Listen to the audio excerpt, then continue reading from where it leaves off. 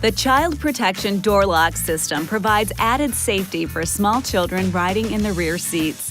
When the system is engaged, a rear door can only be opened by using the outside door handle, even if the door is unlocked.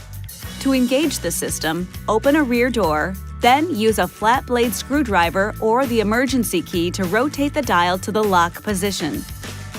To disengage the system, rotate the dial to the unlock position. After engaging or disengaging the child protection door lock system, always test the door by trying to open it from the inside. If the door does not open, the lock is engaged. For an emergency exit with the system engaged, pull the door lock knob up to the unlocked position, then roll down the window and open the door with the outside handle. Remember, the system works independently for each rear door. It is strongly recommended that you engage the system on both doors whenever traveling with small children. This video is not intended to take the place of your owner's manual.